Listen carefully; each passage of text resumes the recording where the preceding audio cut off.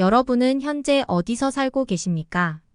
충남 아산에 살던 어 씨는 은퇴 후 자녀들이 살고 있는 부산과 가까운 곳을 찾아 양산에 전원주택을 지었다. 살면서 잘못 결정했다는 사실을 깨달았는데 자신이 살던 곳에서 너무 멀리 왔다는 것이다.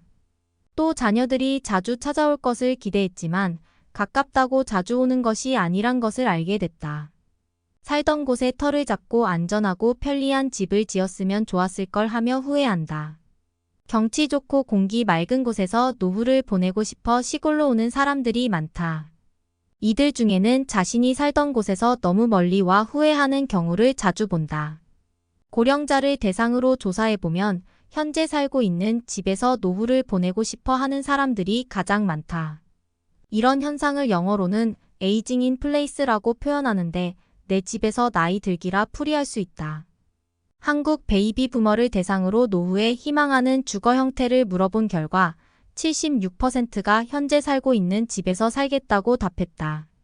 변화를 싫어하고 오래 살아 정든 집에서 계속 지내고 싶어하는 경향을 알 수 있다. 다른 주택으로 이사하겠다고 응답한 경우도 20.4%를 차지하였으며 장래의 간병에 대비하여 노인 전용 주거시설에서 살고 싶다고 응답한 사람들도 있었다. 은퇴 후 어디에서 살 것인가는 기본적인 의식주 생활에 포함되기 때문에 은퇴 생활에서 매우 중요한 문제이다.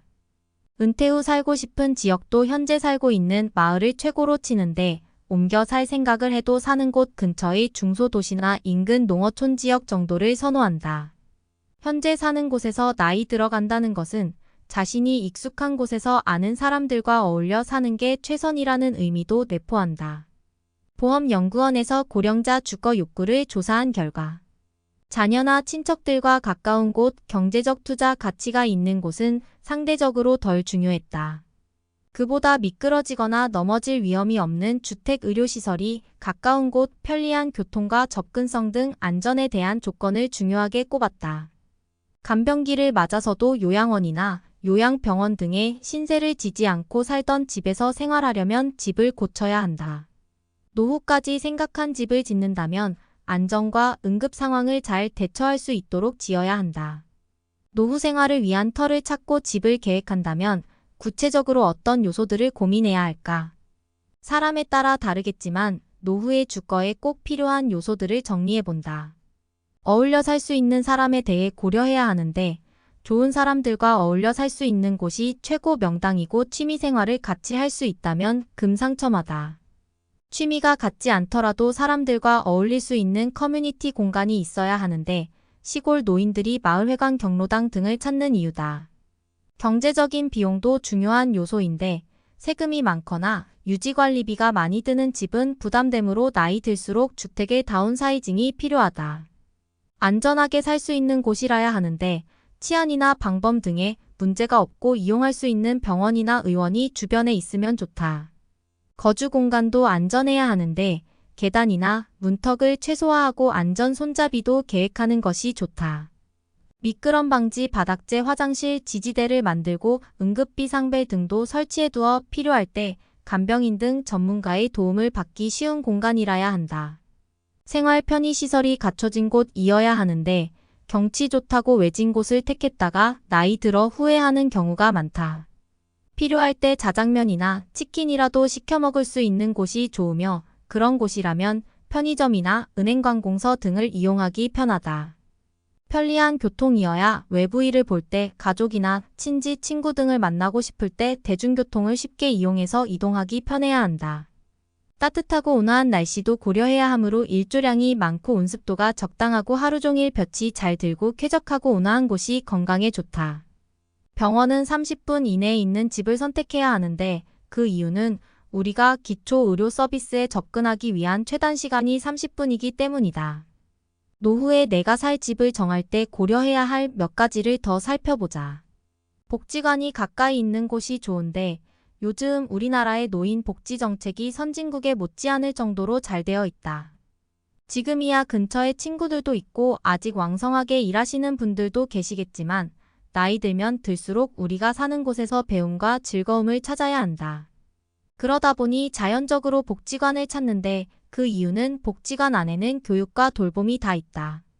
좋은 영양사도 있고 밥도 비싸지 않고 거기다가 각종 양질의 교육들이 너무 많은데 거의 모두가 공짜이다. 시설도 굉장히 좋으면서 국가가 끊임없이 지원을 하고 나이 들어 이런 집결된 서비스를 받을 수 있는 곳은 복지관 말고 찾기 힘들다. 물론 돈이 많은 분들은 어디서 배우든 어디서 먹든 부족함이 없겠지만 우리는 그런 돈이 없다.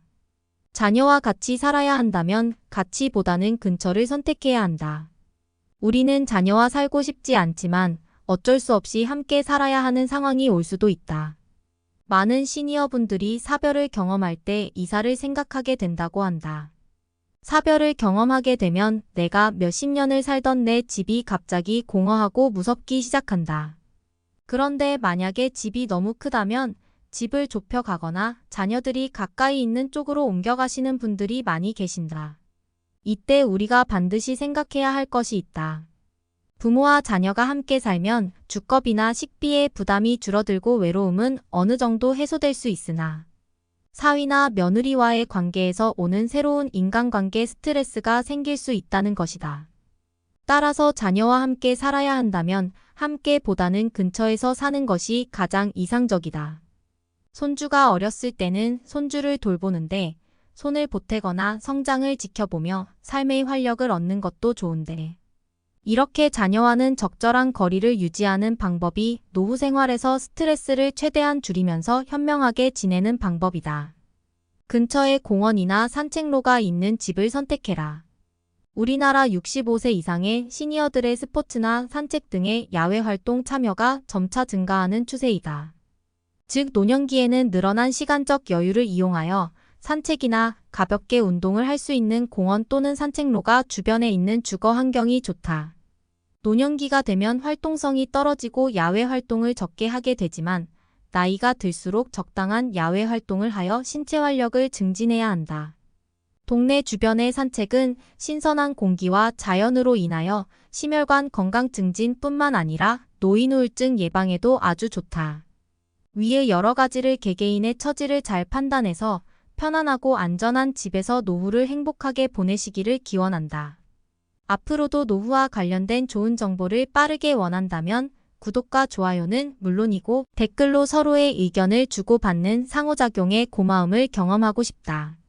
긴 글 함께 해주셔서 감사합니다.